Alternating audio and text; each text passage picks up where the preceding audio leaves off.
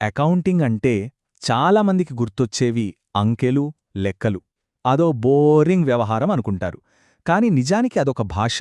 అవును, ఒక వ్యాపారం తన కథను చెప్పడానికి ఉపయోగించే భాష.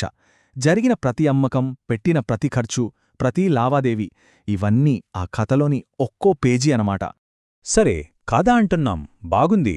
కాని ఈ కథని ఒక ఆర్డర్లో, ఒక పద్ధతి ప్రకారం ఎలా రాస్తారు? అంటే ఒకే ఒక చిన్న లావాదేవీ దగ్గర మొదలుపెట్టి కంపెనీ మొత్తం ఆర్థిక పరిస్థితిని చూపించే పెద్ద చిత్రం దాకా ఎలా వెళ్తారు?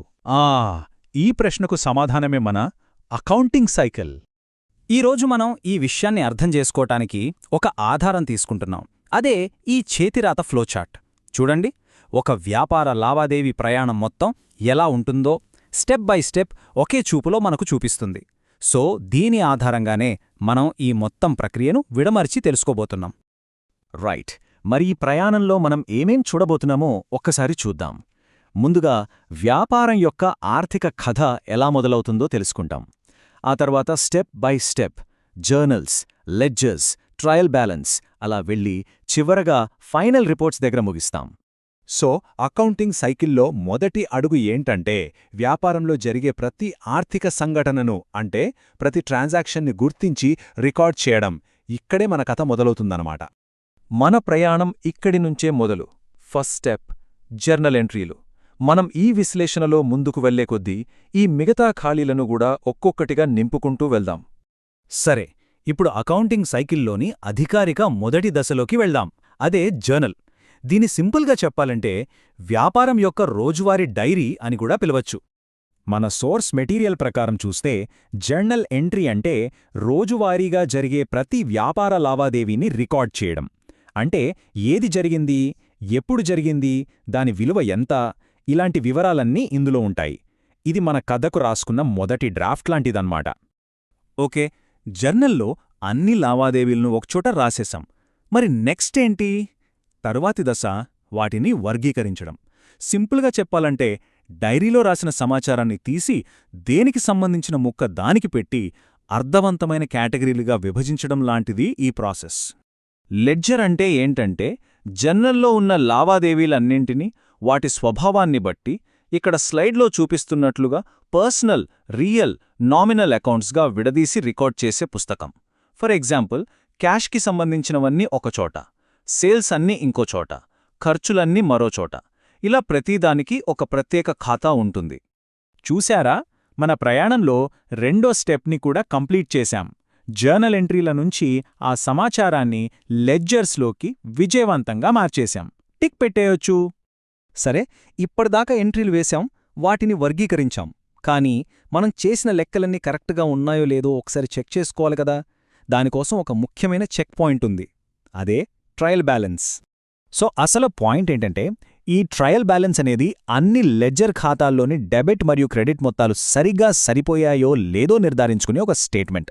అకౌంటింగ్లో బేసిక్ ప్రిన్సిపల్ ఏంటి? ప్రతి లావాదేవీకి రెండు వైపులా ప్రభావం ఉంటుంది. కాబట్టి ఈ డెబిట్, క్రెడిట్ మొత్తాలు ఎప్పుడూ టాలీ అవ్వాలి. ఇది గనక బ్యాలెన్స్ అయితేనే మనం వేసిన లెక్కలు మ్యాథమెటికల్గా కరెక్ట్ అని అర్థం. మన ప్రాసెస్ చార్ట్ని మళ్ళీ ఒకసారి చూస్తే మనమిప్పుడు మూడో ముఖ్యమైన స్టేజ్కి కూడా చేరుకున్నాం. మన కథలోని అంకెలన్నీ సరిగ్గా ఉన్నాయని నిర్ధారించుకున్నాం. గ్రేట్! ఇప్పటిదాకా మనం డేటాని సేకరించాం, వర్గీకరించాం, కరెక్టో కాదో చెక్ చేశాం. ఇప్పుడు ఈ రా డేటాని అర్థవంతమైన సమాచారంగా మార్చే టైం వచ్చింది. ఇదే ఈ కథ యొక్క క్లైమాక్స్, ఫైనల్ రిపోర్ట్స్. మొట్టమొదట బిజినెస్ లాభాల్లో ఉందో లేదో తెలుసుకోవడానికి రెండు ముఖ్యమైన అకౌంట్స్ని చూద్దాం. ఇందులో మొదటిది ట్రేడింగ్ అకౌంట్. ఇది స్థూల లాభాన్ని, అంటే గ్రాస్ ప్రాఫిట్ని లెక్కిస్తుంది. రెండవది ప్రాఫిట్ అండ్ లాస్ అకౌంట్. ఇది అన్ని ఖర్చులను తీసేసి అసలైన నికర లాభాన్ని, అంటే నెట్ ప్రాఫిట్ని చూపిస్తుంది. ఈ ట్రేడింగ్ ఖాతా మెయిన్గా వస్తువుల్ని కొనటం, అమ్మటం అనే కోర్ బిజినెస్ యాక్టివిటీ మీద ఫోకస్ చేస్తుంది. దీని ద్వారా వ్యాపారానికి గ్రాస్ ప్రాఫిట్ వచ్చిందా లేదా గ్రాస్ లాస్ వచ్చిందా అని తెలుస్తుందన్నమాట. ఇప్పుడు ప్రాఫిట్ అండ్ లాస్ అకౌంట్ విషయానికొద్దాం. ఇది కేవలం కొనుగోలు, అమ్మకాలే కాదు. ఆఫీస్ రెంట్, స్టాఫ్ జీతాలు, మార్కెటింగ్ ఖర్చులు, ఇలా బిజినెస్లోని మిగతా అన్ని ఖర్చులను కూడా లెక్కలోకి తీసుకుంటుంది. అందుకే దీని ద్వారానే వ్యాపారం యొక్క అసలైన నికర లాభం లేదా నికర నష్టం బయటపడుతుంది. సరే, వ్యాపారం లాభం సంపాదిస్తుంది, అంతా బావుంది. కానీ ఒక పర్టిక్యులర్ టైంలో కంపెనీ యొక్క ఓవరాల్ ఫైనాన్షియల్ హెల్త్ ఎలా ఉంది? అంటే దాని ఆస్తులెన్ని, అప్పులెన్ని, పరిస్థితి ఏంటి? మన సోర్స్ మెటీరియల్లోని ఈ వాక్యం దీన్ని చాలా బాగా వివరిస్తుంది. బ్యాలెన్స్ షీట్ అనేది ఒక నిర్దిష్ట రోజున కంపెనీ ఆర్థిక పరిస్థితిని క్లిక్ మనిపించిన ఒక ఫోటో లేదా ఒక స్నాప్షాట్ లాంటిది.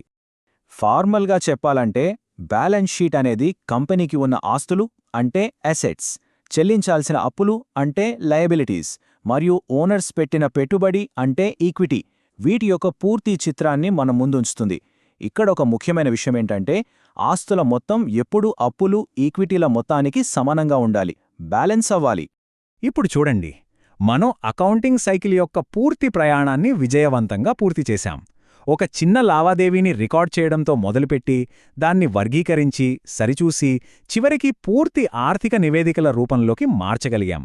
మొత్తం సైకిల్ కంప్లీట్ అయింది. అయితే అకౌంటింగ్ సైకిల్ మనకు గడిచిపోయిన కాలం యొక్క ఆర్థిక కథను చెబుతుంది, కరెక్టే. కాని ఈ గతాన్ని అర్థం చేసుకోవడం ద్వారా ఒక వ్యాపారం తన భవిష్యత్తు కోసం ఇంకా బెటర్ డెసిషన్స్ ఎలా తీసుకోగలదు? ఒక్కసారి ఆలోచించండి.